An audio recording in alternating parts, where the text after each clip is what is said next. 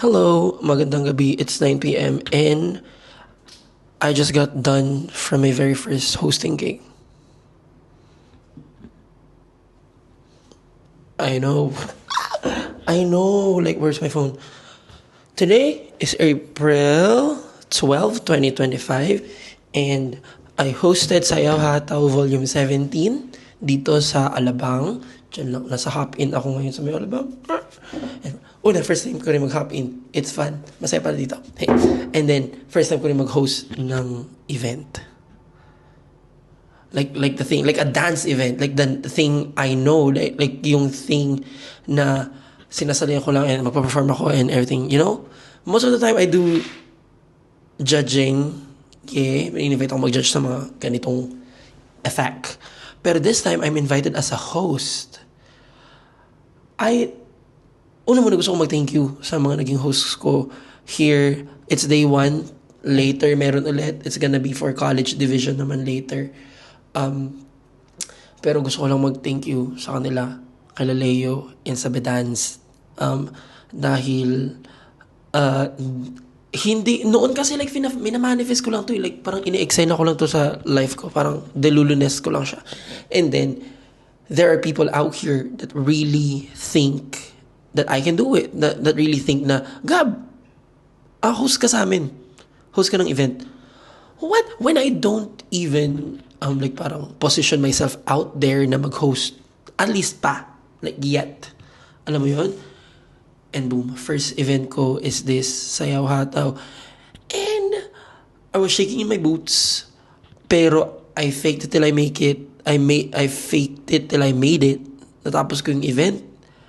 Basically, I just imitated everyone that I know from the events na nakikita ko, na napupunta ko mga dance events na napupuntahan ko. I know like how I've seen Kuya Miko Bodo host events. Ate Freya Kapangyarihan, of course.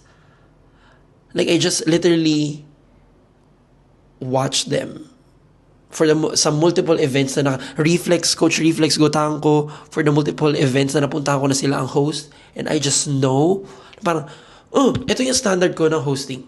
Yeah, and then sometimes when I go to events, parang may isip ko naman, parang may, parang medyo hindi effect yung host. So, bali, sila yung parang standard ko ng hosting. And then, basically, I just imitated it. Like, parang ginawa ko lang yung eksena nila. Not like bar for bar. Like, parang, ito yung sinasabi nila, ito yung nila. Like, nilabas ko rin yung pagiging ganito ko, pagiging madaldal ko on cam, and itong improv effect na to na parang freestyle lang to. Yeah, mag-uusap lang tayo, lumalabas na yung personality ko, yung meta ko, like kung ano mang jokes ang baon ko right now, at kung ang meta ko ngayon si Sophie sa over naman sa ask, sa over naman sa ganito, sa nasana, sa mga ganong effect. You know? Yun yung meta, pero like, maybe in the future, syempre iba naman ang mga eksena natin, mga jokes natin, di ba?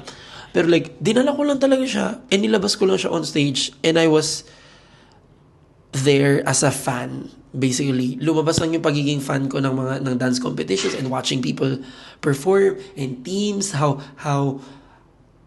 college teams or like intercollegiate competitions, how I am a fan of like every single performer there is.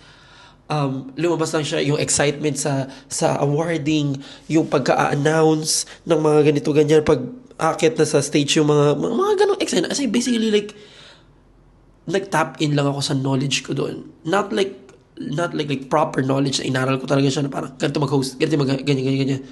Bang, show ko lang talaga siya. Like, this is me. Lumabas lang talaga yung itong ginagawa natin right now on stage. And medyo different siya for me. I mean, I am a public speaker naman. Confident naman ako in public speaking. Pero it's just my first time na magdala ng event. Like, literally, walang event. Walang flow yung event. If not for me. Kasi I am calling the shots. Ako magsasabi ng ganito. And, medyo ano rin, parang effect rin kanina na meron akong knowledge pagdating sa pagko-conduct ng battles. I mean, hindi ko nga rin alam yun eh. Nanonood lang naman ako ng battles. Nanonood lang ako ng battles, nanonood lang ako ng DHM, ng Red Bull, nanonood lang naman ako, one more host na parang, like, kilala natin, Dora Crybaby. Of course. Yan, basically I just tapped into my inner Dora Dorado, my inner Freya Kapangyarihan, my inner Reflex Gotangko. And plus me, alam mo yun, plus yung effect ko, yung event ko. Huh? Sorry. At nilabas ko lang siya doon. And I'm just happy na kaya ko pala siya. I mean, kasi like, alam mo naman, pag nagbibiroan tayo, if you know me personally, and nagjo-jokean tayo, nagbibiroan tayo, wait lang, let me just plug my phone. Nagbibiroan tayo, alam mo kung how we love imitating like game shows and events and hosts and talk show hosts and MCs. Alam mo yun? Alam mo kung kilala mo ko sa IRL, sa in real life, sa totoong IRL, you know na ginagawa natin to. And ngayon ko lang nailabas talaga na parang, sige, gawin mo siya in a real event. How about that? And I would say I pulled it off. Na-ask ko kanina si Yoko, nandito kasi si Coach Shep, nandiyan siya sa third floor, sa baba lang. Natanong ko rin sila, nakahingi rin ako ng feedback kay Ate Julie, of Alvin and Julie, and nandun rin si Kuya Alvin. Yeah, and sinabi nila na parang natural lang. And that to me is crazy. Hindi lang kalata sa akin right now, pero that is such a big thing to me kasi kadiluluhan ko lang to noon eh. Na parang, alam mo, next time, ako mag-host siya. Ako na lang mag-host. Even though I have no hosting, like, training talaga. Alam mo yun, this is just me. Babes, just give me a script. And let me do my thing. At yun ang nangyari on stage, I would say. And I'm very happy about that. Sa feedback na nakuha ko kay Coach Chips, kay Julie, kay Alvin, it's natural, it's okay. I know may mga pwede pang improve doon. Okay naman ang English ko, mga ganyan. Okay, nakakapag-banter naman ako, parang paingay yung crowd or something. Meron pala akong ganun. And then like, gusto ko lang sabihin sa inyo na I'm really happy right now. Sobrang surreal lang nito na moment ito. Kasi noon, biro-biro lang to eh. Ine-effect lang natin to guys sa training. Or like, kapag nakakabiruan nyo ko sa IRL. And now, boom. We're literally out here hosting events. Dance competitions. And napasabak rin ako dun kanina kasi parang may battle kanina. Tapos parang iba ata yung sistema nila sa pagbabattles. Iba yung parang gusto nila maging, paano yung mechanics nung battles, ganyan, yung flow ng battles. And then nailabas ko rin doon, impromptu, yung battle knowledge ko. I don't battle, I just watch battles. Pero if you are familiar with my previous video, I wanna go to battles. Or previous video, na-post ko na ba siya? O i-reshoot ko yun? No, hindi ko i-reshoot yun. Yung previous video ko, kasi nasa Thailand ako din eh. At maganda yung setting. Anyway, nailabas ko rin doon yung parang impromptu, like parang stock knowledge ko lang on how battles work. Yung may 30 seconds, timer, ganyan, magsasalita ka ng damag na ilang seconds na lang, 20 seconds, 10 seconds, ganyan. Tapos, ikot ka ng bola ng bote ng ganun. Ayan, battle it out. And then judges 3, 2, 1. Noong kasi like, alam mo yun, nagigis mo ba? Noong itong judges 3, 2, 1, piniplaytime lang namin ito na.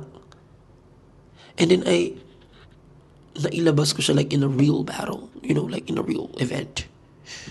I'm just so proud of you, Gab. Na this is like your very first hosting thingamajig and then you pulled it off. So much to improve. Alam natin yan. At gusto rin naman natin itong ginagawa natin. Nakapag-podcast nga tayo before, di ba? So, confident naman tayo sa pagdaldal. Yeah? So, gusto ko pa itong ma-improve. I just wanna say na gusto ko pa itong ma-improve. Na-enjoy ko yung ginagawa ko. Na-enjoy ko siya. And day 2 is later. By the way, Sayaw Hataw is a 2-day event. Kanina is high school division. Tomorrow is college division. And I wanna do better. I would say not bad naman yung kanina. Pero, more preparation for later. Alam ko na yung mga lapses ko kanina. So, I want to do better mamaya. Yeah? At excited ako. Excited ako. I'm just really happy. Yeah. Shoutouts lang talaga sa mga like, to the hosts that I've seen host events, dance events. Kayo ang pinaghuhugutan ko here. Kayo yung impormasyon na napanood ko sa inyo at inaaral ko sa inyo, ina-apply ko like right now. Apply ko mamaya, in-apply ko kanina, in-apply ko. I'm just really proud of myself that I pulled that off. Because even no driving, that the day I booked the gig, I was already thinking mag-YouTube ba ako? Isa-search ko ba yung YouTube? O dog showing ko lang? I'ma just step up on stage. And I did the latter. I just binasa ko lang yung script. Let me do my thing. And I'm just really proud. Sobrang saya. I hope proud ka rin sa akin. And I hope I get to do this more often. Kasi I wanna do events rin. If you are seeing this at gusto mo kong i-book as your host, let me know. Wow, nag-promote siya. Anyway, I'm just really happy. Congrats sa Bedans. Today, we have another day later. At, yeah, I hope you pick something may mapulot kayo here. Like, sometimes you just gotta start it and then make it better. Yun siguro ang moral of the story today.